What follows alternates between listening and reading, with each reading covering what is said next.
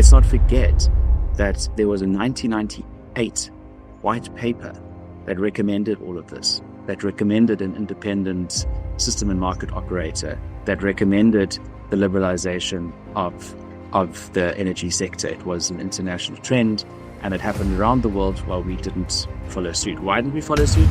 So yes, we do need to change. Change is needed, whether it's in small steps or in large, jumps. Change is needed. Welcome to the Energy Conversations podcast, your go-to source for unpacking the complexities of the South African energy sector. My name is Thokozile Zambane. I will be your guide, and every 2 weeks, we will be on a journey of bridging the knowledge gap surrounding South Africa's energy sector and the transition to a low-carbon economy. Welcome to the Energy Conversations podcast, where we break down the South African energy sector into digestible insights. I am your host, Thokozile Zambane, and in today's episode, we explore a major turning point in South Africa's electricity sector, the transition from a centralized model to a more open, competitive market. It's a shift that could fundamentally change how energy is traded, who participates, and what it means for you, whether you're a policymaker, a business owner, or an everyday South African. Joining us are two respected voices who have been closely following this evolution, Welile Mkhize and Matthew Cordeur, a seasoned energy journalist. And today we'll unpack what this power shift really means for policy, investment, and the people of South Africa. Let's dig in. But before we get into today's topic, I'd like us to begin with some introductions so that you can hear more about who our guests are. Perhaps you can both just briefly share about your role in the South African energy sector. Matthew, if I can begin with you. Thank you very much for having me. It's a really honor to be here. And yes, the journalism career in energy and the economy was really exciting. And you really got to experience the latest of what was happening in Parliament and with Eskom and the like. And when I completed an MBA in about 2018, I shifted to sustainability advisory, where I got involved in working with C-suites within companies in South Africa, looking at their sustainability strategy that included the transition to a low carbon economy. Then this shifted about 5 years later to when I finally joined Crutham, where I brought both that sustainability thinking as well as that past research and journalistic background into quite a unique role where we bring some of the latest insights to banks, to higher dating industries in South Africa, and really try and bring to the forefront both the policy, the reform side, the politics, and the financing of the required reforms and how we can scale impact in South Africa when we get those right. And there are so many dependencies and issues. We have this very unique onion model that shows how many dependencies there are, and every time you layer it away, it gets more and more complex. And we are making progress, and we keep at the forefront of that with our research in the sector. So it's really great to be here and look forward to chatting today. Thank you very much for that, Matthew. Actually, quite interested in hearing a bit more around your energy journey in the energy careers segment, because I think it's got quite a bit of a diverse. You've kind of been able to touch everything, moving from journalism now to specialized consultancy. Very excited to hear more about that story. Welile, if I can cross over to you, if you could just briefly introduce yourself and share about your role in the energy sector. Yes, no, thank you very much, Ms. Zambane, for having us. It is a privilege to be able to be part of the developments in the energy industry. In terms of my background, I worked for Eskom for quite a number of years of my career. I was at Eskom for over 10 years.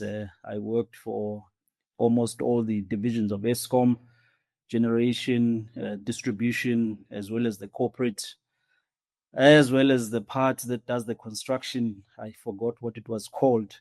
But yeah, I worked at Eskom, and then I moved and worked for an IPP company based in Italy. There was a short stint of about 2 years before I went back to Eskom again. Thereafter, I am now working for the energy regulator of South Africa. Of course, my being here, I am not representing the NERSA this today. I am speaking on my own capacity. But of course, I am working at NERSA, and I've been there for about 4 years. I've occupied quite a number of positions, including at executive level. So yeah, I have seen quite a lot of change in the energy industry from the time I started as a trainee in 2007 at Eskom. The landscape is changing fast, and I guess we are here to discuss some of the changes that are happening today. But thank you very much. Thank you. Thank you very much for that introduction, Welile, and also a wealth of experience, and really thankful that we're able to have you part of this conversation to share some of your insights, your personal insights. I think we completely understand that you're not representing NERSA, and that the wealth of knowledge that you have in any event is something that we really do need to tap into for this conversation. And I'd like to then kick off with you, Welile, in terms of setting the scene and really trying to understand what is this power shift. Can you explain in simple terms what is the transformation of South Africa's electricity market and what that actually involves? And more than anything, why is it so important right now? Probably in summary, I will just start with where in 2019, in the State of the Nation address, the president announced that Eskom would be, separated into the 3 divisions, starting with the removal of the transmission company out of Eskom as a standalone company, which we now know to be the National Transmission Company of South Africa.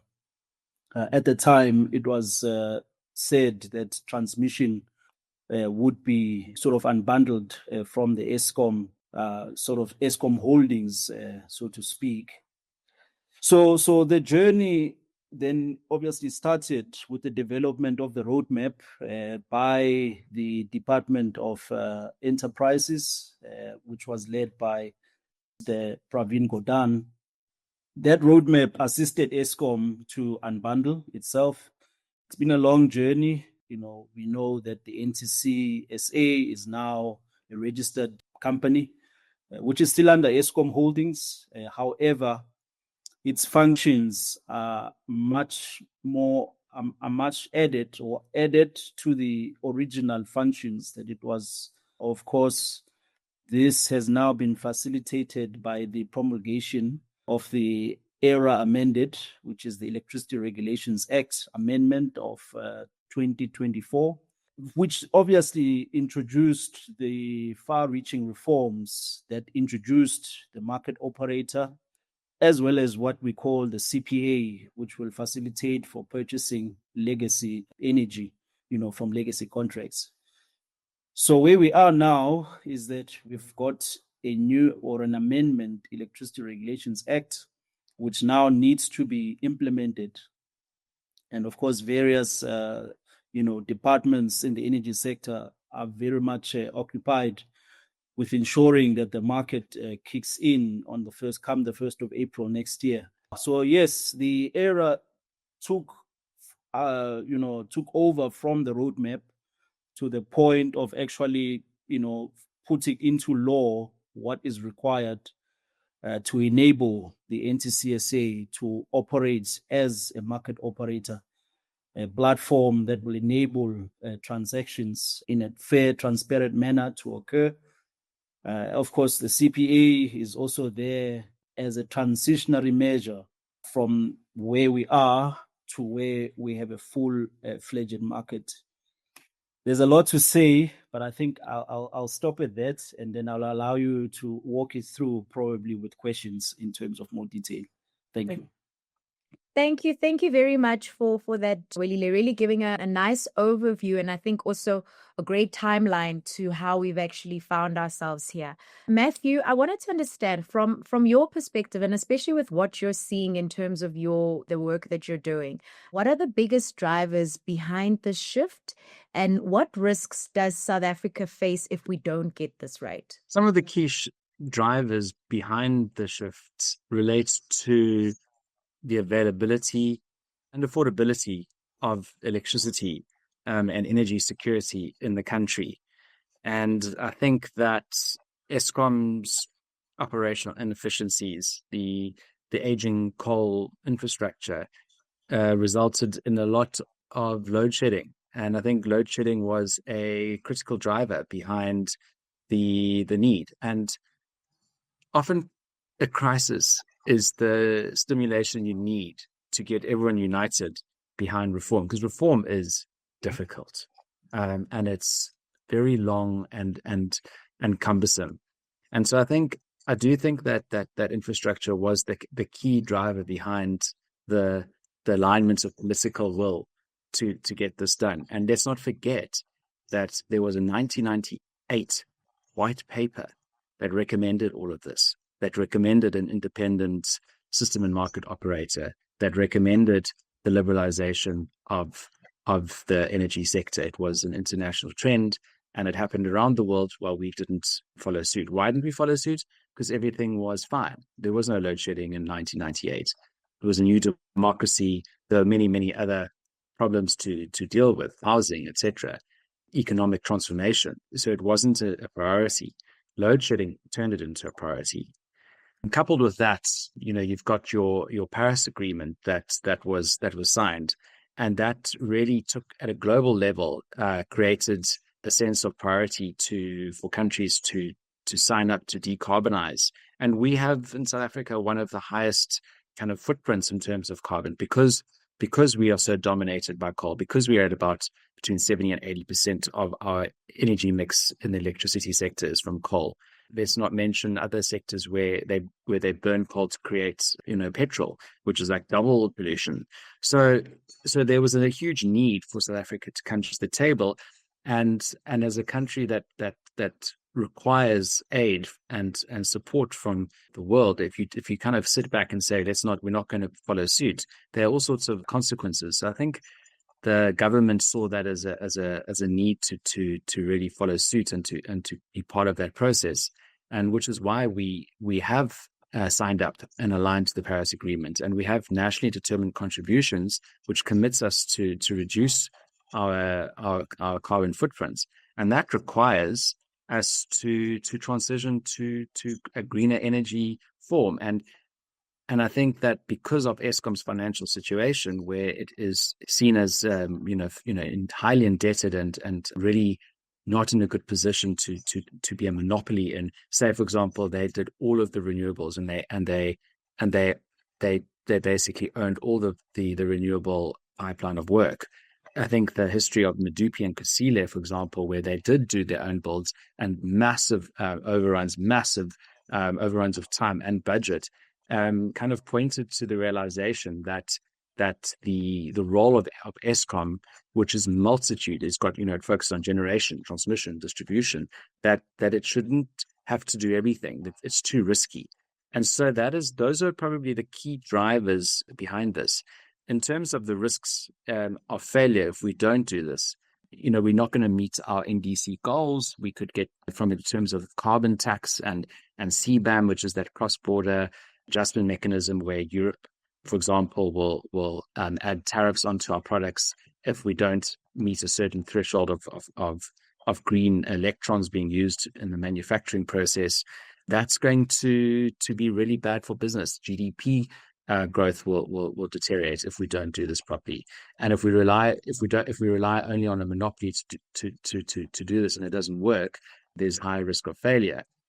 So the success of REAP, which is the Renewable Energy IPP procurement program, the success of the embedded generation reforms, where government lifted the regulatory requirements on certain thresholds of power, has really opened up the independent power producers to come to the party and start investing in the space.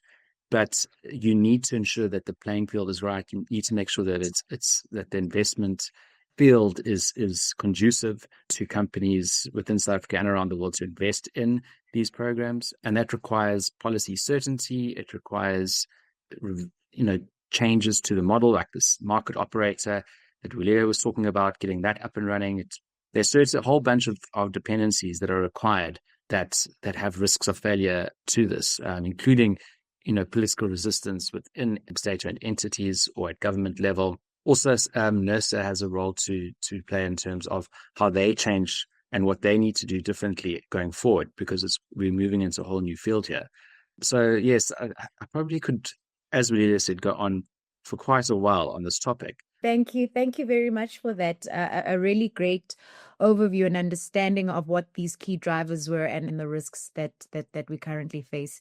And I think what you've said and what becomes quite clear is that this is actually going to require an alignment, or there has now been alignment from a political will perspective, but it really just needs different players within the market to come around and come to the party and work in one cohesive way. And Welile, I want to bring you in here and really just get a sense of, practically speaking, how will this new electricity market function? Who will generate, who will buy, what will change in terms of grid access, or what changes will need to be made for trading? Maybe it's just simply put, the NTCSA is at the center of all that needs to happen in terms of running a day-ahead market, an intraday market, as well as a balancing market. South Africa's market has been coined as a multi-market platform, so to speak, for need of a word, because of the different markets that it will offer in terms of opportunities. There is also an ancillary services market and others. So basically, this then opens a level playing field from persons that are at entry level in terms of smaller sort of generating capacity to large scale generators to be able to sell their energy as well as capacity to the market operator. As you know, currently Eskom is the dominant player. As Matthew has said, we've been relying on a vertically integrated Eskom that has been a dominant player in an industry called the electricity supply industry. We really don't have a market currently because Eskom is basically running the show. Us now moving toward the market means that we are opening up this sort of the space to allow, especially as Matthew said, independent power producers, to come in and sell their energy in a manner that is fair and transparent. So what is obviously then required is that the market operator needs to be properly regulated. There needs to be a revision in terms of regulation, in terms of development of market codes, market rules, that will ensure that indeed the market platform is a transparent, a level playing field which allows entry without any discrimination. And having spoken about discrimination, all generators will obviously need access to the grid. And as you know, what stalled the REAP program was grid capacity in terms of transmission. So we are currently seized with the so-called transmission regulations that will allow the private sector to also develop the transmission network so that we can then enable new generation capacity to connect onto the grid. So the two major issues currently is the fact that there is insufficient generation capacity that is leading to intermittent load shedding. And then, of course, the issue of lack of capacity at transmission, which is not allowing new generation capacity to connect onto the grid. And so the two solutions that are in place, the market operator will facilitate for new generation, primarily the private sector investing and bringing in its weight in terms of generation level. And then, of course, the ITPs, which is your independent transmission projects, will hopefully resolve the issues that stalled to a large extent the REAP program to develop the transmission capacity so that these new generators can then be able to connect So the rules, as I said earlier, will ensure that everyone is given fair access to the grid. Of course, there are other pieces of legislation. I don't know if it's really legislation, but the rules rather, that will ensure that there is fair capacity that is allocated to every new generator. We know about the e-car that Eskom developed. There is further work that is being done on that to ensure that it is applicable on a sort of more global level for all the network service providers. So there needs to be rules in all of this so that it can work properly. And these rules, as I said earlier, are being developed so that come the 1st of April, the market can run based on rules, based on codes, as well as based on the founding legislation, ultimately, which is the ERA. So the ERA provides the framework, and then there needs to be codes and there needs to be rules to ensure that everything works accordingly. I think I'll stop there, Ms. Zambane. Thank you. Thank you very much for that, Welile. It looks like, again, a number of key players that are needed or necessary for this market to actually operate. And I think what you've also highlighted is really central to this market even being able to operate is a strong grid. And I think what we can then be quite excited about is the proposed transmission program, which in itself then presents quite a number of opportunities for local companies, and obviously does present great opportunity from a job creation perspective. Matthew, I want to come back to you, and you'd mentioned earlier that obviously these conversations, or the move now and where we find ourselves in terms of the liberalization of the South African electricity market, that this is not a new thing, and that there was previously an earlier white paper around this, and South Africa at the time did not have the need, and I guess from that sense then chose to not move forward. Countries have in terms of this market. And I want to hear from you. I mean, we've seen in areas like in Europe has got quite a developed wholesale electricity market. We've seen markets in the US. And I want to just get from you, looking internationally, what lessons should South Africa apply to ensure that our market reform is credible, investable, and inclusive? And I think what's important to note is the work that's underway is really following good international lessons. And that's very exciting. So being part of the development of the market code, being part of the workshops that NECOM ran last year, and seeing the level of international expertise that was brought in to help craft that market code. And obviously you need to ensure that you're shaping it for the specific context of South Africa.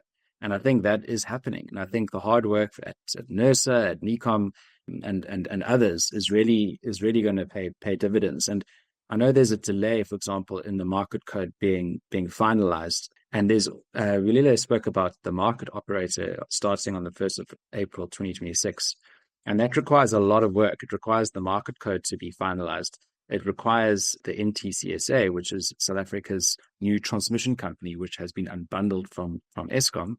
It requires the NTCSA to apply to the NERSA for a market operator license. Those are all sorts of dependencies that we're watching very closely, because if they are not in place by the end of the fiscal year, then April 1 might be a problem. But some of the lessons that are being brought forward here are very strong from the international sector in terms of how that market operator is going to function, in terms of how it's going to be the central mechanism to buy and sell electricity from both Eskom and from IPPs. And as that happens, you're also looking at the emergence of energy traders and energy and aggregators. And NERSA has approved a couple of, about 4, I think, energy trading licenses. So they are starting to do some exciting work in that regard. But some of the other things they need to take note of is the South African power pool, which is basically the whole of Southern Africa beyond South Africa. There's an electricity market there. And Eskom actually supplies a lot of electricity into those countries. They're much smaller in terms of demand, but it is a market. It is part of that wholesale market. Looking to best practice internationally. I mean, at the moment, we have lots of energy aggregators at the moment where off-takers don't need to use Eskom anymore. They can wheel power through an IPP directly and have a 20-year power purchase agreement directly with that energy aggregator. The reforms that where we take best practice from internationally are things like the day-ahead market and the intraday market. And that's where things get really exciting. And that's not going to happen anytime soon. But effectively, you're going to start seeing balancing of energy within a day and the ability not to buy power over a 20-year period, but at a much shorter interval. And that will really start to shake up the industry. And that's an exciting learning. Another important international development or learning that we've brought into South Africa is around the independent transmission projects, the ITPs. Now, NTCSA, which was Eskom Transmission, for years has done its own building of transmission lines in South Africa. They have to build 14,500 kilometers of power lines and many transformers by 2034. And the reason behind that is because all the coal power plants are in Mpumalanga and all the wind and solar are in another part of the country, like more on the southern side.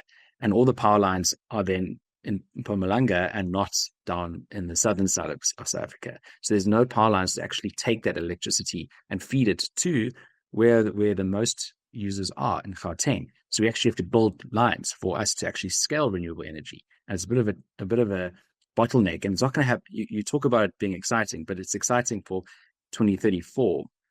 We have to wait 10 years before these things happen. So you're going to be excited for a very long time. The point is that there was a realization that again, you can't just let this be monopolized. We need to liberalize the construction of transmission lines to speed up that process, because the plan had a hockey stick effect where nothing would happen for many, many years. And then by like 2028, 2030, suddenly there's huge ramp up in construction, massive risks attached. So government engaged and saw that these international trends and said, okay, let us develop a bit like an IPP, but for transmission lines. And it's taken quite a lot of engagement and discussions for this to happen. And there's still political blockage at the utility side for this to really happen. There's a lot of argument to say that the NTSA has got this. They just need more resources. They just need more support, etc. They can do it. This isn't going to be that easy. But the trend is moving to say we need to balance out. Let government or let state-owned utilities have an important role to play, but also let ITPs also help, because then we can work together in different models to actually speed up and ensure that we get these power lines developed, because it's a key dependency. And if we don't get that right, then there is not going to be any renewables. And then when the coal power plants do start shutting down, not only because they have to for climate reasons, but because they can't function anymore, then we're going to go back to load shedding. And let's not forget, electricity usage is expected to go through the roof. So we've got, there's huge demand coming, especially if NEVs start becoming, if I'm talking now 2040, for example, when there are hardly any combustion engine vehicles on the road anymore, and we've got NEVs everywhere, suddenly your electricity usage is through the roof. So, I mean, the expected demand for electricity going forward is massive. So it's not just about replacing Eskom's fleet. It's about doing that plus a lot more. I mean, we're looking at about 120 gigawatts of power on the grid by 2045, compared to what we've got now. We're sitting at around 40, 50 gigawatts. So you can see there's a massive work that needs to be done. And when we say we're getting excited for transmission lines to be up and running by 2035, it's actually is exciting. It means we're going slowly in the right direction. I think we've got some really exciting international learnings. I think we are following them. And in South Africa, as everyone will tell you, it's all about implementation. We've got the plans. They're good. They follow best practice. We just need to all be in line and sync and understand the overall dependencies of the entire move of where we're going, and understand where the blockages are and how we can unblock those key blockages. Thank you. Perfect. Thank you. Thank you very much for that, Matthew. And thank you for bringing in the SAP, the South African Power Pool, because I mean, that in itself, if somebody's trying to get an understanding of what a wholesale market would look like, you can look no further than just regionally looking at the SAP. But there's also in the West Africa, there's also the West African Power Pool there as well. So if trying to get an understanding of what these markets can look like from a local perspective, that's obviously a very good place to start. But obviously the power pools are specifically for selling to utility, selling at a utility scale. So we're not necessarily looking at it at an ordinary consumer level, but again, gives you a good indication of what we're going towards. I think again, the point that you're making in terms of the day ahead market, that will be exciting eventually when we get there. I take your point that this is probably going to take some time, but I mean, what we can obviously get excited about is then obviously being able to, at a shorter period of time, to be able to enter into shorter term contracts in terms of purchasing power, as opposed to the extended or the long power purchase agreements that are currently being entered into. I think what also becomes quite exciting, or what matters really for the listeners of the podcast and anybody who's perhaps not necessarily involved at a technical level, it's really the question of, okay, so what? What does this then actually mean for individuals? What does it mean for business? And Welile, I'd like to bring you back into the conversation here. And in terms of everyday South Africans, households and small businesses, what are the tangible changes that they might see or expect to see relating to pricing or access to the grid over the years? Yeah, no, thank you for that excellent question, because ultimately the user or the end user of electricity, is the one that really drives the engine in terms of the payment of bills, the funding of the system as a whole. And I think it's important for end users to really educate themselves as much as possible. This podcast, for example, is one way of learning about how the market will work, when it starts operating. But I think it's also important to also understand the pricing element, in terms of how electricity is priced and so on. I've got on my WhatsApp profile, I don't know who said this, but it's kind of like a bit of a joke, where someone is not really understanding their bill, their electricity bill. So they've put there something like transmission fee, distribution fee, and then they go on to say things like fee, and might as well fee. So, you can see that there's a lack of understanding in terms of what am I being charged for? And I think part of the reason for unbundling is to ensure transparency, to say, okay, what is the amount that's required at generation level, at transmission level, and at distribution, as well as at the retail level. So on your bill, you should be able to see a line item that shows energy, which is what is being generated. And then you should be able to see transmission, distribution, as well as the retail charge.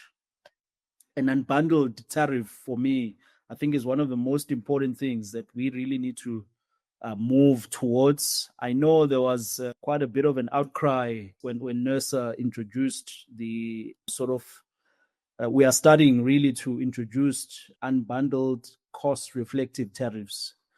And I think there is that, there are voices that are saying that, why are we moving towards this bundling and markets and this and that? Why don't we just keep the same system? Because at the present moment, electricity is much cheaper. But I think that a model that should be adopted is one that is sustainable, whether it's the markets or the present vertically integrated ESCOM. It should be a model that will be able to take us far into the future. And we have seen with the current model, some of the issues were mentioned by Matthew, where ESCOM is now unable to supply everybody with electricity. And part of the reason for that is the fact that ESCOM is underfunded. Municipalities are unable to collect all the revenues that they are supposed to pass on to Eskom.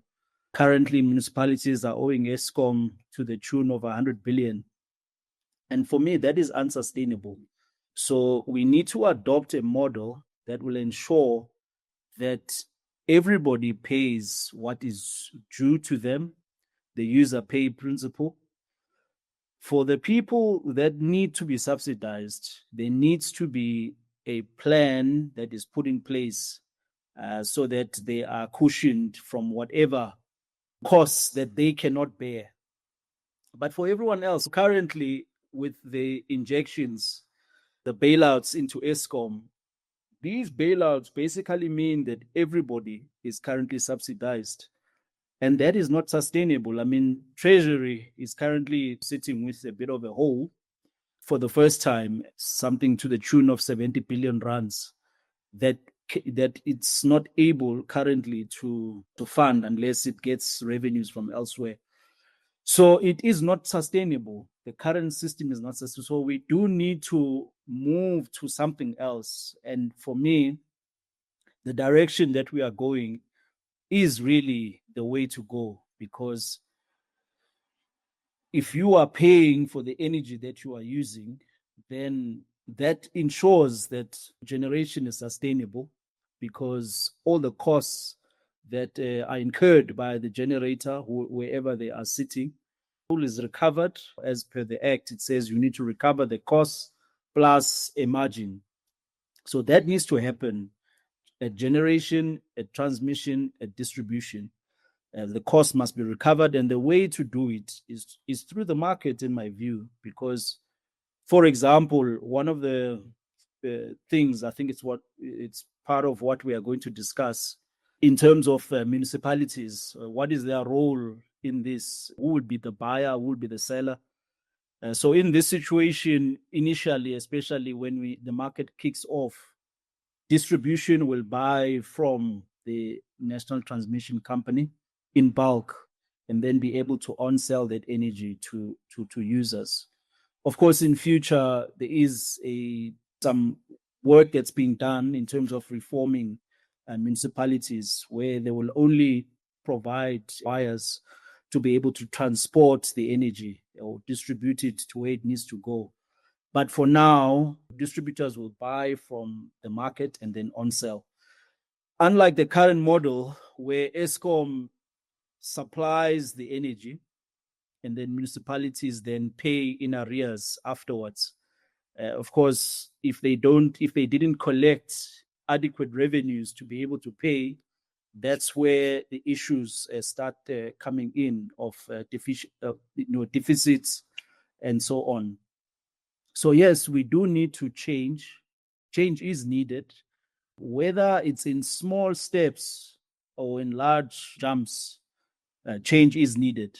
And I think one of the major changes that's required is really to ensure that we move towards a pricing system that is unbundled tariffs, which are cost reflective. And then for those who cannot afford, National Treasury, we are talking to National Treasury, NERSA is talking to National Treasury with regards to a universal subsidy that will ensure that persons that really cannot afford to pay the cost reflective price, that there is a mechanism that is fair for them to be able to access energy. That is fair, because currently with the FBE, the free basic electricity provides something like, is it 20 kilowatt hours? It's very minimal. So there really is a need to review the free basic electricity policy in such a way that it is able to cater for the needs of the indigent as well as those who cannot really afford electricity. So yeah, I think those are the things that the user really needs to look out for. You know, we need to be active citizens, understand the changes that are happening, and also influence what is happening. I know there are limited platforms, public, to be able to air their views, but I think there are things like public hearings that NERSA holds, and over the years, we've been seeing lesser and lesser participation on the side of the citizens. And it is now the time that citizens really should be engaging with government and also airing their views in terms of what needs to happen. But yeah, I will stop there, Ms. Zamba. Thank you.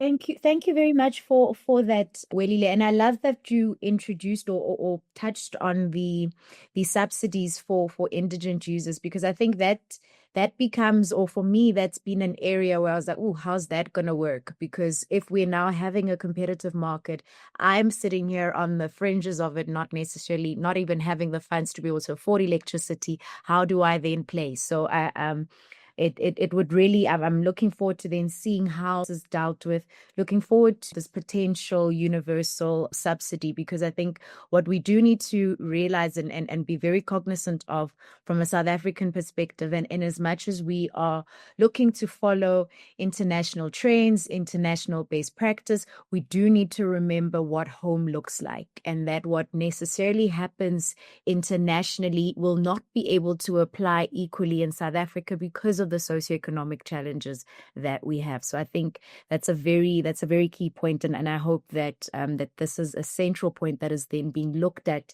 as the codes are created, as universal subsidy is being considered. Matthew, you mentioned, and when you were making your point around international practice, but just generally that we're probably looking at seeing this market fully operational probably in the next 10 years or so, but that it's not necessarily an immediate thing. My question then would be is, when this is happening, or as we're moving towards having this fully fledged market, what are the signs that business and investors should be watching for when, in order to really get us to know that, okay, this new electricity market is truly open and is competitive? What would those signs look like? There are two sets of signs for investors and signs for businesses, because the investors are going to be establishing the market. They're going to be funding the construction of the market, whereas businesses are the consumers. They're going to be consuming the output. And so from a sequencing perspective, you first need to have signs for investors to say, okay, we can now invest in here. And one of the key things there are around reform and policy stability and certainty, as well as any issues around bankability, de-risking vehicles to help them invest. So that requires some more innovation that is being looked at. So just from a kind of policy and structural stability perspective, investors would want to see the full unbundling of Eskom. So let's just take NTCSA, for example.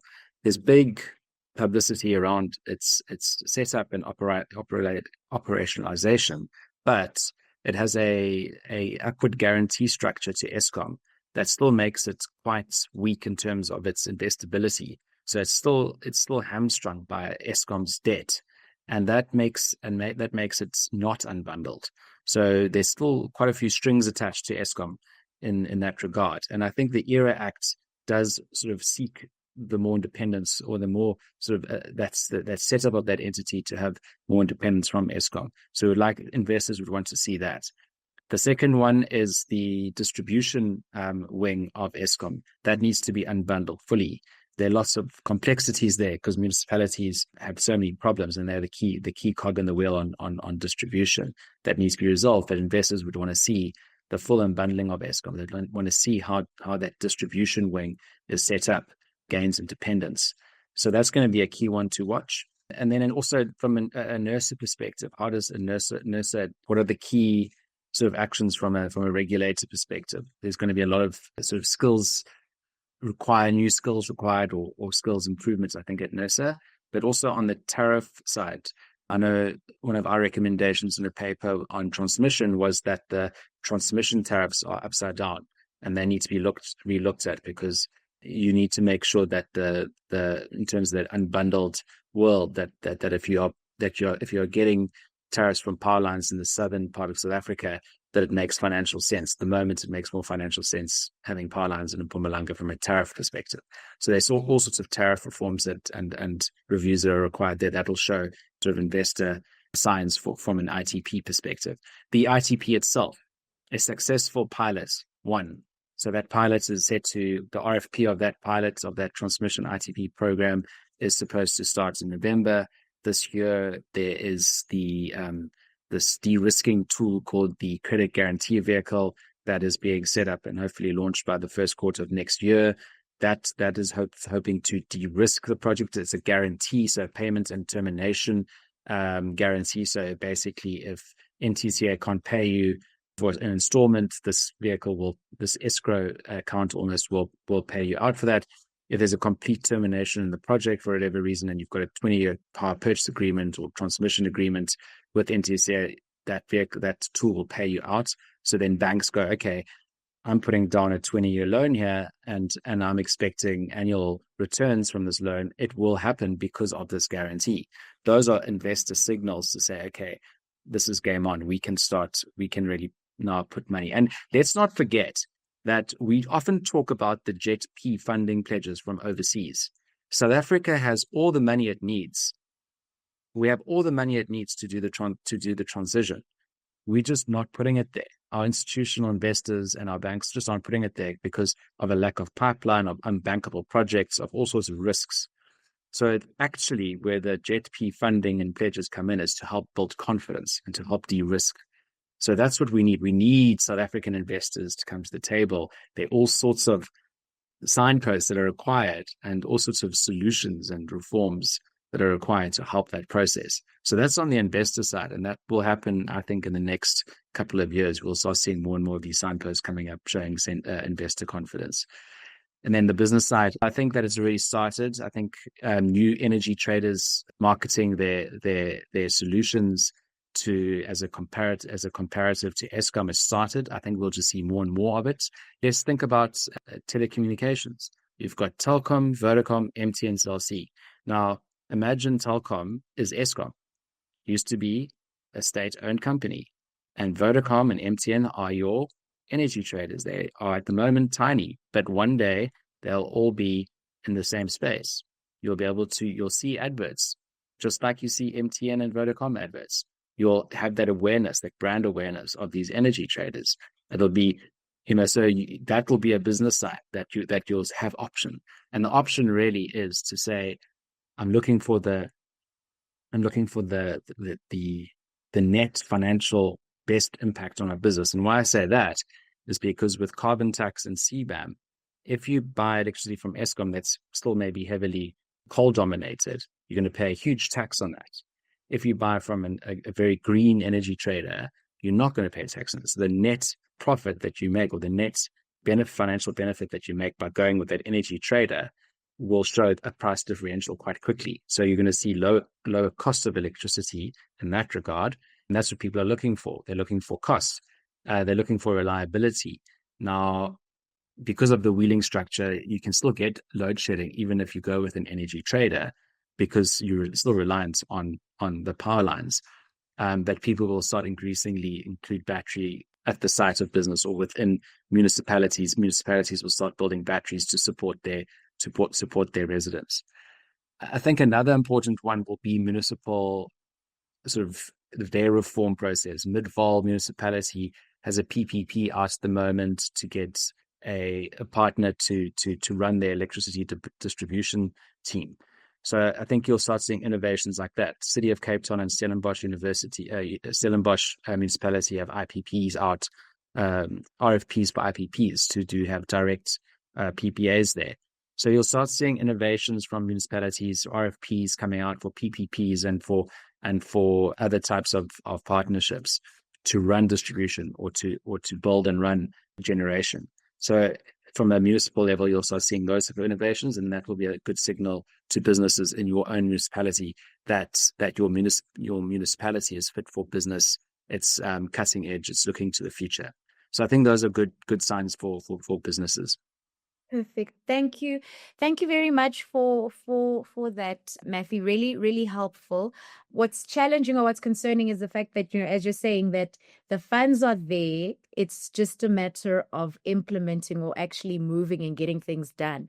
Welile, I want to bring you in your into the conversation, back into the conversation, and get your view, because there's the cash there, there's different parties at stake, but something clearly has to happen. And what, in your view, is the single most critical action South Africa must take in the next 18 to 24 months to be able to successfully manage or secure this electricity market transition? I think, as Matthew has said earlier, with regards to clear policies that would enable an investor to be able to say, look, I can safely put my money here, I think that is going to be quite important. I think until now, we've had quite a number of pieces of legislation, including from the Department of Enterprises. We've got NECOM, we've got Department of Electricity and Energy now. Of course, the DMRE has kind of moved now towards minerals, but there was quite a number of departments in the mix, and it wasn't really clear who's really leading all of this. So I think in the next 2 years, firstly, it needs to be clear who is leading the transition. Is it NERSA? Is it DOE, EE, or is it that needs to be clarified. We were in Namibia last month, and we were looking at their modified single buyer market. They call it the MSB. And part of what we were looking at was what are the reasons for a bit of a poor uptake. I mean, you are still looking at like less than 10 IPPs that have really that are operating on that market. And I think part of the answers that we got was, at the beginning, investors found it quite unclear in terms of really how does the market work. In fact, one of the IPPs even said that they felt that they needed a master's degree to really understand how the MSB works. So over the years from 2019, I think, or 2016 until today, it really hasn't taken off. And so I think we need to take some lessons from Namibia and ensure that from the beginning, it's very clear in terms of policy, putting our shoes in an investor to say, why would an investor want to invest in South Africa instead of in Brazil, for instance? So we really need to do that and not just look at things in terms of ideology or what we want and so on, but really start to look at attracting new investment because I think that is what is desperately needed. I mean, we pointed out that there are two serious main issues that need to be dealt with.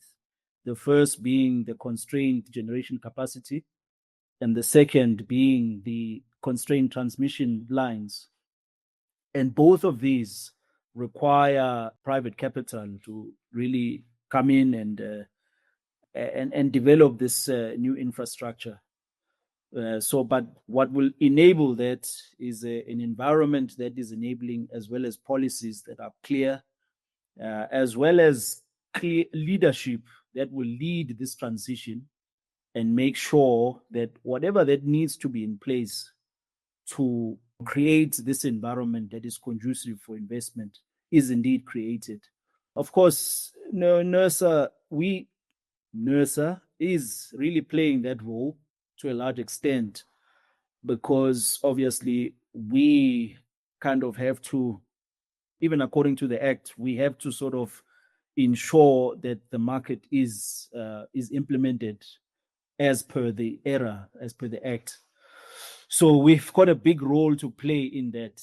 But I think there needs to be that deliberate formation, even if need be, of a task team, probably from NERSA, from DOE, from the presidency, even probably NECOM leading it, to really lead this transition and making sure that everything that needs to be in place is in place on time and it's at the right quality, the right quantity to ensure that we have a market that investors can really come in and put their money in this market. That's probably the biggest thing that we will need to do, in my view, just making sure that the foundation is laid for us then to be able to build from going forward. Thank you. Thank you. Thank you very much for that, Welile.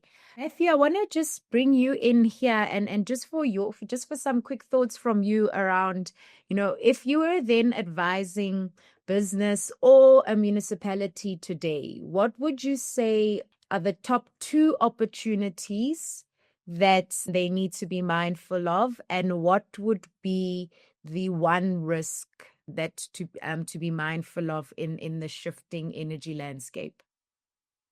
So from an opportunities perspective, I would say the emergence of options in terms of who you buy electricity from, and that you can actually start buying greener electricity from alternative sources.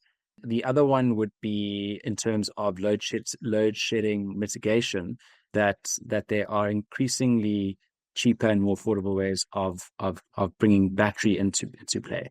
So the one would bring down your power. Another one would provide stable electricity to avoid load shedding, because load shedding will return more frequently from 2028 when demand goes up and we haven't sorted out everything. So those are the 2 key opportunities. One big risk to watch out for would be CBAM and the carbon tax. That if you do not get your house in order, if you're not thinking about how you're decarbonizing your business, and you haven't thought through the cost properly through a risk process, that you might get into trouble down the line. Thank you. Perfect. Thank you. Thank you very much for that. In 1 minute, if you would be able to answer, are you optimistic about South Africa's energy future? And what's the one thing you want our listeners to remember from this conversation? Let me start with Welile. I think it's important to really, as I said earlier, especially for the listeners, to really get to understand what is happening and then air your views in terms of what you believe needs to happen. Because at the end of the day, this is the future of South Africa that we are talking about here. Energy is the one important cog in the whole engine of the economy. If we don't get it right with energy, then we probably won't get it right with anything else. So really, we are in a revolution where this is one of the key changes that are going to happen in South Africa, this transition from where we are to a market. So you need to make sure you understand, air your views, and make sure that whatever happens, your voice is heard. For example, not everyone believes that going the market route is the way to go.